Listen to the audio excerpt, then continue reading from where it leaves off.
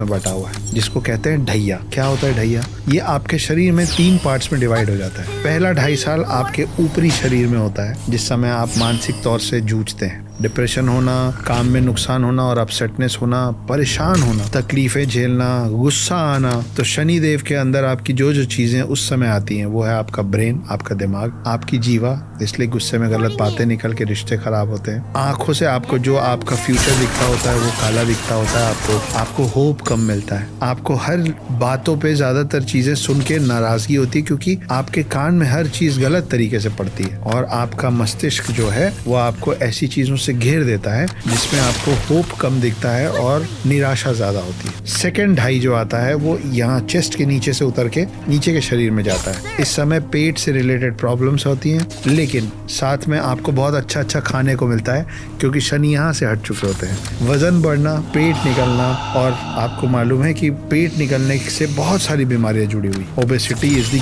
King of diseases. तो ये सब चीजें होता है जब शनिदेव आपके बीच के शरीर में होते हैं। आपको अच्छा खाना मिलता है, लेकिन आपका वजन बढ़ता है, आपको पेट की तकलीफें होती है और पेट की तकलीफों से सारा शरीर जुड़ा हुआ है। और तीसरा आता है आखिरी ढैया, जो नीचे पैरों पे जाता है। ऐसा माना जाता है कि जब शनिदेव पैरों पे आते हैं तो आपको शुरू के 5 साल, 2-2.5 साल में जितनी तकलीफें मिली हैं उन सब का निराकरण होता है और आपके पास सुख और समृद्धि आपके चरणों में आ जाती है। इस समय आपको मिलता है जीवन में बहुत सारा ट्रैवल, बहुत सारी फ्लाइट्स, बहुत सारा देश और दुनिया घूमने का मौका और ढेर सारा पैसा। तो ये जो ढैया है आखिरी वाला, वो ऐसा माना जाता है कि शुरू के जो 2 ढैया हैं उन सब का कॉम्पनसेशन होता है। ज्यादातर लोग शुरू के इन 2 ढैया में ढह जाते हैं। मतलब ज्यादातर लोग जो इसको नहीं झेल पाते हैं उनकी डेथ शनिदेव के इस प्रकोप के बीच में हो जाती है। और ये भी माना जाता है कि अगर आप 7.5 के बीच में आप चले गए तो आपके पुनर्जन्म की शुरुआत पहले उस 7.5 के बचे साल खत्म करने से होगी। मतलब अगर आपके जीवन में उस जीवन में 2 7.5 या 1 7.5 लिखा है तो उसमें ऐड हो जाएगा वो 7.5 का हिस्सा जो आप पिछले जन्म में कवर नहीं कर पाए।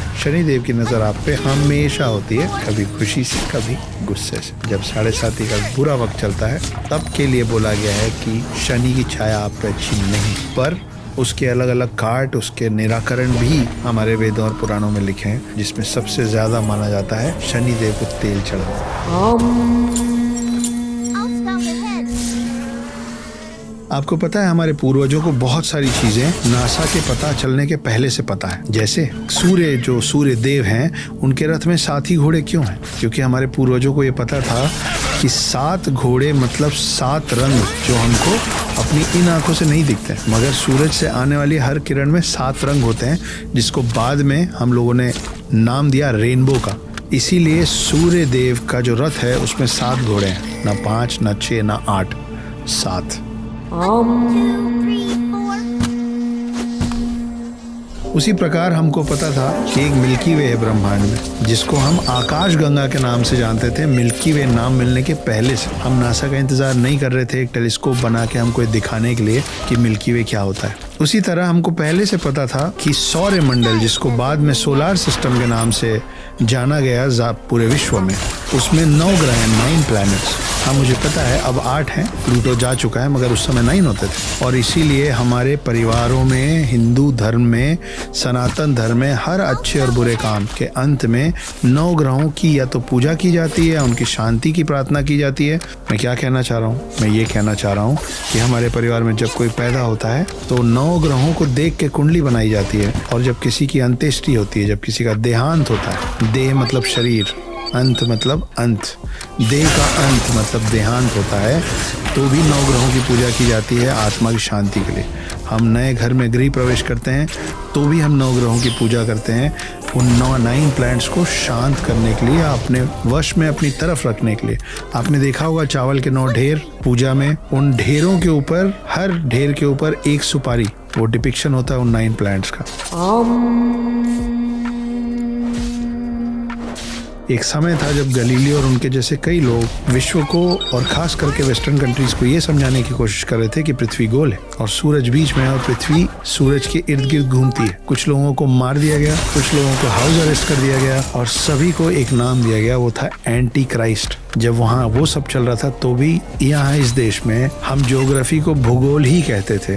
भू मतलब लैंड, गोल मतलब गोल। मुझे ये पता है कि उन लोगों को ये सब पता था, मगर मुझे ये नहीं पता है कि मेरे पूर्वजों को, आपके पूर्वजों को, हमारे पूर्वजों को ये सब कैसे पता था बिना इतनी एडवांस टेक्नोलॉजी के जो आज है। तो मेरी मदद कीजिए जानने में कि हम कैसे नासा के फॉर्मेशन के भी पहले से अपने हनुमान चालीसा में अर्थ और सन का डिस्टेंस लिख चुके थे। खोजिए, ढूंढिए, पढ़िए और फिर मुझे बताइए कि मेरे और आपके पूर्वजों को इतने टेक्नोलॉजी के पहले से इस तरीके के जटिल सवालों का जवाब कहाँ से मिला। और ऐसी ही और अनसुनी, अनकही और अनदेखी कहानियों को सुनते रहने के लिए सब्सक्राइब करें राज। धन्यवाद।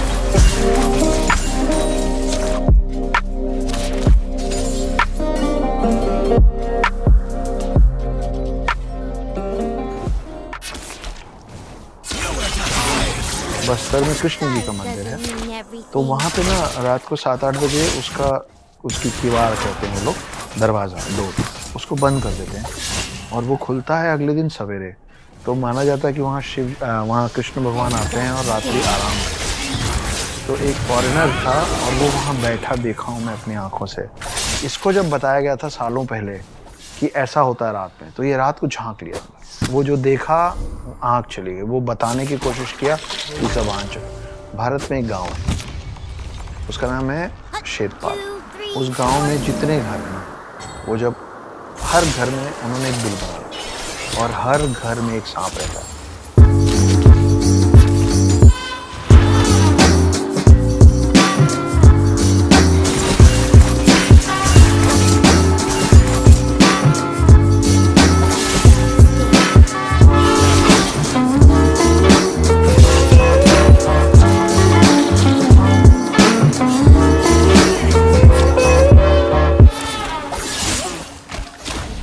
तो दोस्तों, स्वागत है आपका एक नए पॉडकास्ट में। और आज का पॉडकास्ट भी ना बहुत ही ज़्यादा इंटरेस्टिंग होने वाला है, क्योंकि आज हमारे साथ जो गेस्ट है वो है एक part time author, screen writer, poet, lyricist and a full time house husband, Akshat Gupta sir. तो शुरू करते हैं पॉडकास्ट। तो पहले तो आप ऐसे अपने हाल चाल इन जनरल बता दो, कैसे हो आप, क्या चल रहा है ज़िंदगी में आजकल।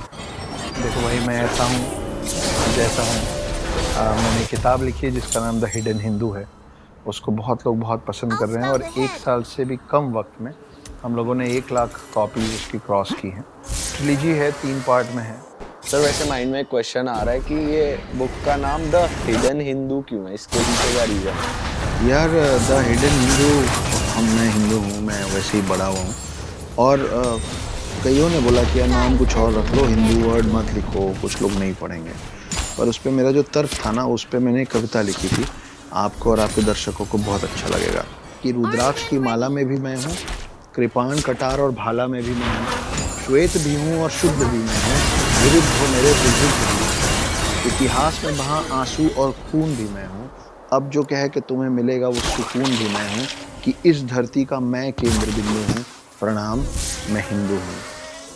चिता की अग्नि, गंगा का पानी, कब्र की मिट्टी और लोबान भी मैं हूँ, पीर फकीर अली वली सियावर राम का हनुमान भी मैं हूँ, भोला हूँ सरल भी, तुम्हारा मित्र भी मैं हूँ, घोल भी दूँ तुमको और घुल भी जाऊँ तुम में, कुछ ऐसा चरित्र भी मैं हूँ, इस धरती का मैं केंद्र बिंदु हूँ, प्रणाम मैं हिंदू हूँ। प्रणाम का भाव भी मैं हूँ, आक्रमण का घाव भी मैं हूँ, सहनशील, स्थिर और शांत भी मैं हूँ, देवभूमि भारत का हर प्रांत भी मैं हूँ, शक्ति, भक्ति और ना थकती क्रांति भी मैं हूँ, तूफान हूँ और तूफान से पहले की शांति भी मैं हूँ, इस धरती का मैं केंद्र बिंदु हूँ, प्रणाम मैं हिंदू। इसलिए द हिडन हिंदू। बहुत सुंदर, अति सुंदर। तो ऐसे कई अनगिनत बहुत ही जादूगरी मंदिर हैं हमारे देश में, अजब गजब। जैसे अभी रिसेंटली मैं 10-15 दिन पहले खजुराहो गया था। खजुराहो लेट फर्स्ट था। खजुराहो है मध्य प्रदेश में और आम तौर पे ना हमारे सब लोग खजुराहो को एक ही काम से जानते हैं। वहाँ के मंदिर में काम सूत्र वाले बड़े सारे पोज बने हुए हैं, वो म्यूरल्स और स्टैचूज बने हैं, तो लोगों को लगता है कि बस वहाँ वही है।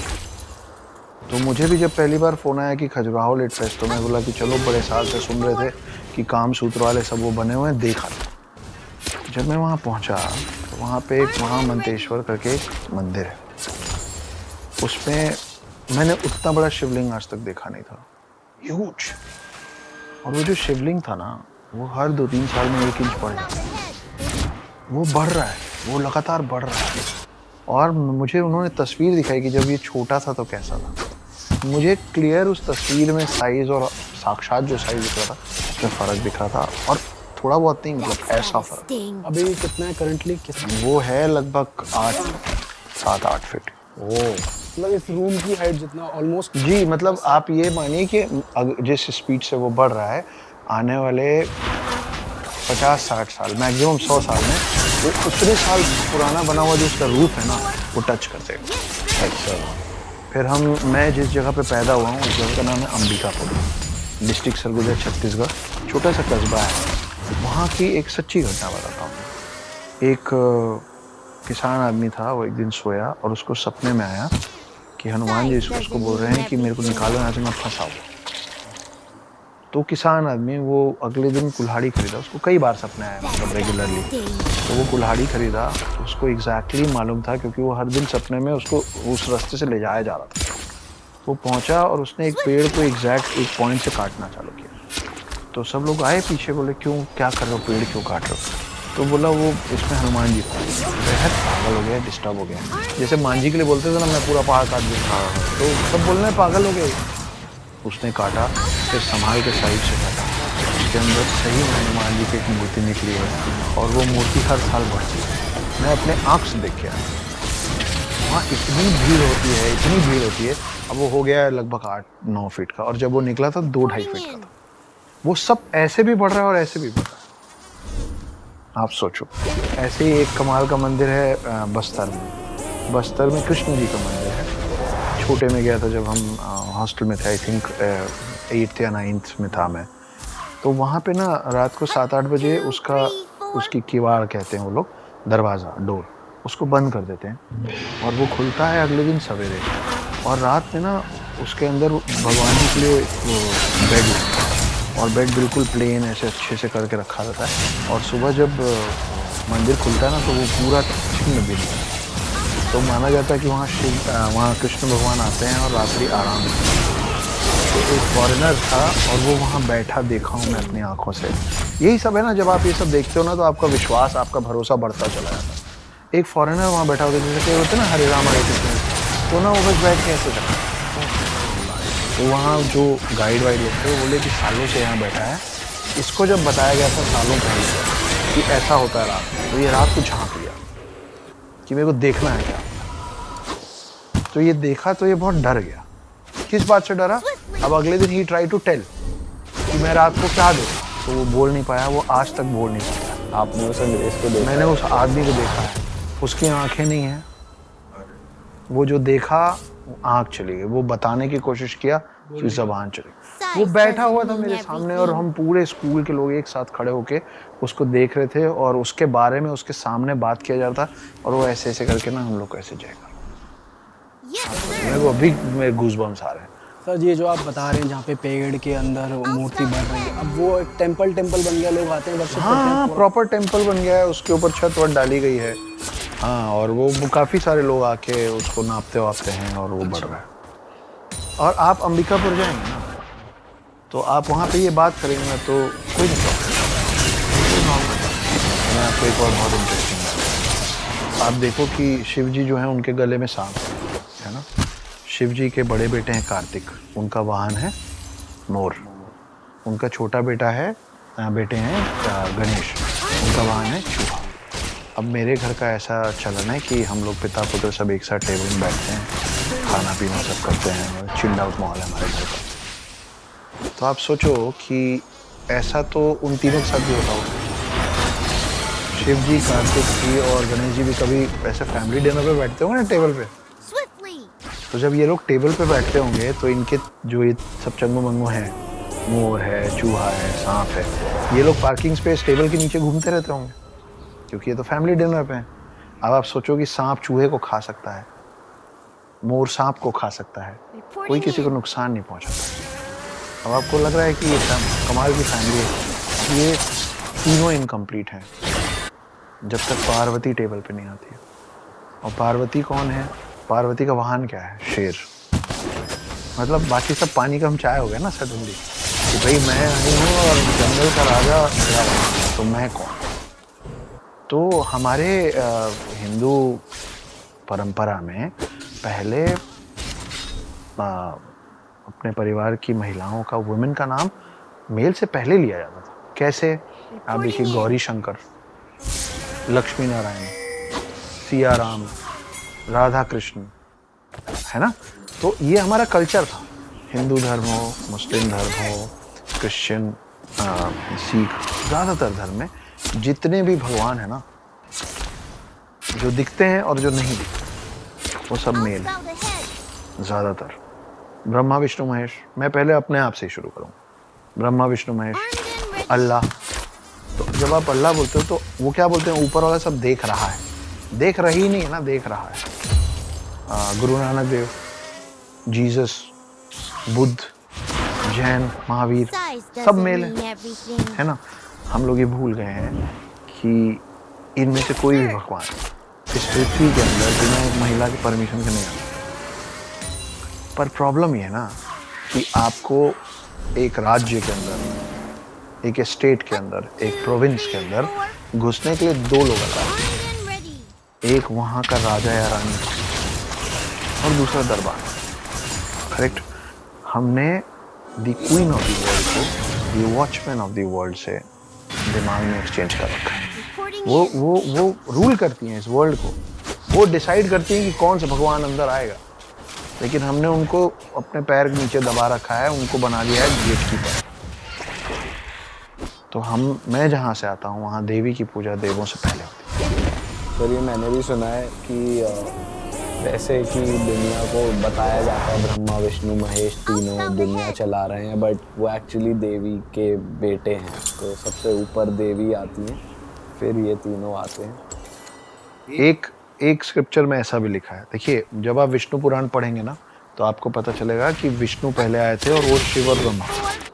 फिर जब आप शिव पुराण पढ़ेंगे तो आपको पता चलेगा कि शिव पहले आए थे और फिर वो ब्रह्मा और विष्णु बने, है ना। तो अनंत अनादि जो कहते हैं वो ज़्यादातर लोग शिव के लिए कहते हैं, क्योंकि शिव पुराण ज़्यादा मान्यता वाला है, शिव को मानने वाले, शिव के भक्त ज़्यादा हैं, इसलिए वो ज़्यादा चलन में है कि शिव पहले आए। मगर असलियत ये भी है। देखिए, एक राक्षस था जिसका नाम था महिषासुर, सुना होगा। अब महिषासुर को कोई नहीं मानता, तो शक्ति ने दुर्गा का रूप लिया। और आप देखिए कि कोई भी भगवान, ये जो स्पेशली जो 3 भगवान हैं, ये आप ब्रह्मा को कभी त्रिशूल और तलवार, त्रिशूल और चक्र लिए नहीं देखेंगे। आप विष्णु को मोस्ट ऑफ द टाइम सिर्फ चक्र लिए देखेंगे, त्रिशूल लिए नहीं देखेंगे। आप शिव जी को कभी भी चक्र के साथ नहीं देखेंगे, त्रिशूल के साथ देखेंगे। इसका ये भी कारण है कि ये तीनों जो मेल फॉर्म्स हैं, ये तीनों का जो मेन पावर है, एक बॉडी कंटेन नहीं कर सकता। फैंटास्टिक फोर देखें ना आप, फर्स्ट पार्ट, उसमें क्या होता है, चारों एक में घुस जाते हैं। फर्स्ट में, सेकेंड पार्ट चारों एक में घुस के फिर विलेन से लड़ते हैं ना। ऐसा ये गॉड्स नहीं कर पाते। लेकिन जब शक्ति दुर्गा का रूप लेके आई तो उन्होंने शिव जी से त्रिशूल ले लिया, विष्णु जी से चक्र ले लिया और ब्रह्मा जी से वो कमंडल लिया। कमंडल के अंदर माना जाता है cosmic energy of the world है, यूनिवर्स है ना। तो ये तीनों को कोई भी मेल बॉडी कंटेन नहीं कर पा रहा। ये आई और इन्हें सब कुछ कंटेन कर दिया महिषासुर के मार। तो अब आप उसको थोड़ा साइंस में ले जाते हैं। इलेक्ट्रॉन, प्रोटॉन और न्यूट्रॉन मिलके एटम बनाता है, ठीक है। क्रिएटर, डिस्ट्रॉयर, प्रिजर्वर मिलके सृष्टि, पृथ्वी, ठीक है। और ब्रह्मा विष्णु महेश मिलके बनाते हैं शक्ति। पृथ्वी और धरती जो लोग बनाते हैं वो पृथ्वी और धरती कुछ और नहीं, सृष्टि कुछ और नहीं, शक्ति। इसलिए हम धरती में। फिर जैसे आपने बताया शिव जी के गले में हमेशा सांप रहा जाता है, तो वैसे हमने देखा है कि सांप का एक हमारे हिंदू माइथोलॉजी में या हिंदू कल्चर में एक रहा है इम्पोर्टेंट। कई लोग सांप को दूध भी पिलाते हैं, कहा जाता है कि सांप को कभी मारना नहीं चाहिए। शेषनाग के बारे में भी हमने सुना। सांप से रिलेटेड बहुत सारी वो है कि हमने कुछ वैसे भी सोचा कि वो अपनी तस्वीर वो कर लेता है, वो तुम्हारे पीछे आएगा। तो सर सांप बड़ा एक इंटरेस्टिंग टॉपिक है, इस पर कुछ बताओ अब क्या साथ ही साथ थोड़ा उस बारे में भी जो इच्छा नाग होते हैं। ये तो हमने पिक्चर में ही देखा। पिक्चर में ही सुना है, देखा है कि वो जनरेशन बाय जनरेशन और अगले जन्म में मतलब वो लोग जिंदा रहते हैं, वो लोग वो अमर हैं। तो उस बारे में थोड़ा ओके, मैं इसको शुरू यहाँ से करता हूँ कि आपका पहला सवाल क्या था? सांप इन जनरल।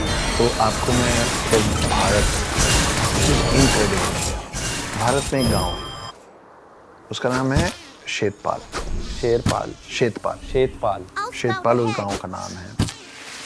उस गांव में जितने घर हैं, वो जब हर घर में उन्होंने एक बिल बना रखा है और हर घर में एक सांप रहता है।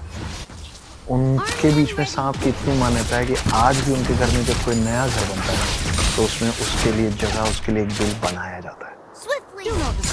आज तक उस गांव में किसी सांप ने किसी इंसान को और किसी इंसान ने किसी सांप को नुकसान नहीं पहुंचाया। They have learned and they have lived to coexist. वो एक साथ रहते हैं और आप इसको गूगल कर लेना। शेतपाल है। शेतपाल है महाराष्ट्र, आई थिंक, हाँ महाराष्ट्र। और मैं वहाँ गया, फोटो तो आपने देखा है, मैंने कहा देखा। और हर घर, एंड व्हेन आई से हर घर, वो बोलने वाला नहीं, लिटरली हर घर। मतलब जैसे हम लोग घर बनाते हैं तो हम ईशान को छोड़ के रखते हैं क्योंकि हमको वहाँ मंदिर बनाना। इस गांव के हर घर में एक बिल बनाया जाता है एक सांप के लिए। जब खाना बनता है तो सांप के लिए, जैसे आप एक डॉग पालते हैं तो you take care of that dog ना, तो भाई दूध रोज देना है, तो सांप का ख्याल रखा जाता है। तो वैसी कुछ कहानी है कि भाई हमारे साइड में है और उसकी मान्यता भी वहीं से आती है क्योंकि नाग एक ऐसी चीज़ है, नाग एक ऐसा जानवर है जो शिव जी के गले में और विष्णु जी के साथ हमेशा रहता है। तो जब विष्णु जी जब राम बने तो लक्ष्मण जो थे वो शेषनाग, जब विष्णु जी कृष्ण बने थे। अच्छा, तो ये बड़ी इंटरेस्टिंग की बात है कि पहले रामायण हुआ, त्रेता युग में रामायण का रहा है। तो विष्णु जी राम बने और शेषनाग बने लक्ष्मण। तो जब पूरा रामायण खत्म हुआ तो वापस गए तो शेषनाग बड़े नाराज थे। बोले आप बड़े भाई बन गए, मेरी कुछ चलने नहीं दिए, सब आपके मन की हुई। सब ये एंड के बाद, एट द एंड मतलब वापस जाने के बाद रामायण काल खत्म हो गया, राम और लक्ष्मण वापस अपने असल अवतार में विष्णु और शेषनाग के रूप में आ गए। तो वो शिकायत किए विष्णु जी को कि बहुत गलत है, आप बड़े भाई बन के वहाँ चला रहे हैं अपनी, मेरी कोई सुनी नहीं रहा है। तो मुस्कुराए विष्णु जी, बोले कि कोई बात नहीं, अगली बार चले तो आप बड़े भाई बने। तो फिर जब कृष्ण बन के आया तो बड़े भाई बलराम थे, दाऊद, तो वो शेषनाग है ना। तो ये दोनों में, शिव में और हालांकि ये दोनों नाग अलग अलग हैं। शिव जी के जो गले में वासुकी और विष्णु जी जिस पे विराजमान होते हैं, लेटते हैं, वो शेषनाग है। शेषनाग के पीछे और एक बहुत अच्छी इंटरेस्टिंग कहानी। तो शेषनाग जब सागर मंथन हुआ तो वो जो पहाड़ को उल्टा किए थे उसके नीचे तो विष्णु जी खुद लगे थे वो टर्टल के शेप में, कछुए के शेप में, और जो उसका मंथन करना था ना, सागर मंथन, तो एक तरफ सारे दाना पकड़े हुए थे, दूसरी तरफ सारे वेद पकड़े हुए, तो पकड़े क्या, रस्सी नहीं थी, तो शेषनाग को मारे। और शेषनाग को शेषनाग इसलिए कहते हैं क्योंकि हमारे में 4 युग होते हैं, सतयुग, त्रेता युग, द्वापर युग और कलयुग। आप मेरा हाथ जरूर देखिएगा कि सतयुग, त्रेता युग, द्वापर युग, कलयुग और फिर सतयुग। ये शेप बन रहा है डमरू का, और जब आप इसको बार बार चलाते जाएंगे ना तो ये शेप बन जाएगा इन्फिनिटी का, है ना। तो हमारे पास कलयुग के बाद वापस सतयुग शुरू होता है, और जब कलयुग में सब खत्म हो जाता है ना तो जो एक नाग बचता है, जो एक नाग शेष बचता है, शेष मतलब होता है रिमेनिंग, वो है शेषनाग। कि उसका ना अंत है ना उसकी शुरुआत है, वो शेषनाग है। तो सर ऐसा हो सकता है कि ये कलयुग दोबारा आया हो कभी पहले, मतलब कलयुग जैसे अभी चल रहा है, तो ये कौन सी साइकिल, तो ये कौन सी किसी और साइकिल का हो। तो इस पे मैं आपको एक और इंटरेस्टिंग तो ये जो 4 काल हैं, हाँ देखिए, वेस्टर्न कल्चर जो है ना उसमें वो लोग मानते हैं कि टाइम लीनियर, वेस्टर्न कल्चर में माना जाता है कि टाइम लीनियर होता है। हमारे में कहते हैं कि काल चक्र होता है। आप डिफरेंस ऑफ बिलीफ देख रहे हैं। कि उनके लिए टाइम ऐसे चलता है और हमारे टाइम ऐसे चलता है। हमारे टाइम साइक्लिक है। तो मैंने अभी आपको बताया कि कलयुग के बाद फिर सतयुग आएगा, तो फिर से चालू होगा, है ना। आपके कमरे में लगी घड़ी, आपके हाथ में पहनी घड़ी गोल होती है, मतलब टाइम साइक्लिक होता है, टाइम बार बार घूमता है। तो मैंने 2 लाइनें लिखी थी कि जहाँ से चले थे फिर वहीं आकर ठहरे हैं। एक उम्र लग गई समझते कि दुनिया गोल, तो समय गोल, पहली बात। दूसरी तो एक बार ऐसा हुआ था कि कृष्ण जी के पास इस युग खंड में, ठीक है, इसके बाहर क्या हुआ, मल्टीवर्स है ये, है ना। तो कृष्ण जी के द्वारपाल दौड़ते हुए आए द्वारका में। तो उनका दरबान, वॉचमैन, वो दौड़ते हुए अंदर आया कृष्ण जी के पास और बोले वो ब्रह्मा जी आए आपसे मिलने। तो कृष्ण जी बोले अच्छा, उनसे पूछ रहा हूँ कौन वाले ब्रह्मा जी हैं। तो दरबान कंफ्यूज्ड, दरबान बोले ठीक है भाई आप बोल रहे हैं पूछ लूंगा। वापस चले गए, बोले वो कृष्ण जी पूछ रहे हैं आप कौन वाले ब्रह्मा हो। तो ब्रह्मा जी भड़क गए, बोले कौन वाले ब्रह्मा, मतलब क्या एक ही होता ब्रह्मा। तो फिर वो पैर पटकते हुए हटो यहाँ से और करके कृष्ण जी के पास आए। तो कृष्ण जी से पूछे कि आपने ऐसा क्यों बोला कि कितने वो होते हैं, मैं कौन सा हूँ। तो फिर कृष्ण जी ने असली चीज़ उनको दिखाई। तो जब कृष्ण जी ने उनको सारे रेल्म्स खोल दिए ना, तो ब्रह्मा जी ने देखा कि बहुत सारे लोग स्वान पे बैठ बैठ के उड़ रहे हैं, 4 सिर वाले। तो बहुत सारे ब्रह्मा थे और सब आके फिर नतमस्तक हुए कृष्ण जी के, क्योंकि कृष्ण तो विष्णु अवतार है। तो ब्रह्मा जी को समझ में आया कि कोशिश I am not the only one. और ऐसी दूसरी बड़ी इंटरेस्टिंग कहानी रामायण से जुड़ी आती है।